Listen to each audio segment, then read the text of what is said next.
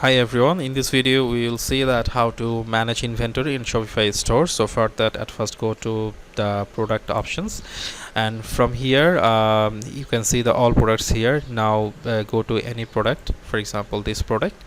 Then here if you want to manage the inventory, then you should check the track quantity. So when you check the track quantity, that means that inventory management has been started. And here I also want to show you that if you for example if your inventory is, for example, your product has 20 products and they are already sold, so you want to you want that people will buy product from your store, then though you have no stock in your stock, so you can check this option, continue selling when out of stock. So though you have no stock on your store, but the selling will be available for the customer.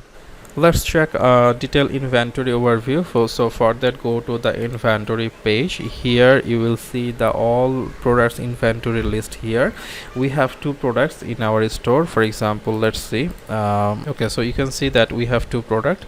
This is a product without any variants, and this product have multiple variants. You can see that. So for example, when you come back in the inventory, so in our default is shop location, here you can see that the without variant product is showing the stock is 20, and the other product which has multiple variants here also see it show the stock amount. So now you can also change any quantity from here easily. For example, if you want to change the quantity 25, then if you want to change the quantity 5, okay, then you can save it, and the quantity will be updated here. For example, if I refresh it, so you can see the product stock has been updated. So now see how to export and import the options of this inventory. If you want to update in bulk amount in the Shopify store, the product quantity, if you want to update the stock quantity in bulk way, so you can do the use the export and import option. So at first we are exporting the product, so we can understand that how the CSV file will look like. So here you can see that the inventory location. So here we have two locations. One is shop location, another is New Jersey location, and here is only available quantity. That means this available quantity will be show in the export option, and another is the all quantity type on so that means basically it will show the unavailable committed option also. So let's work with the only available quantities, export variants. Perfect. Then open it.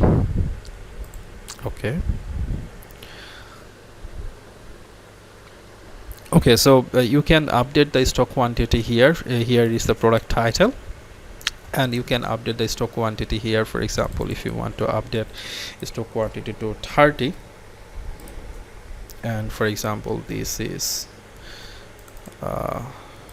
10, and then click save. Fine. Then click import, add file, select the file, click upload file. It's showing. Click start import.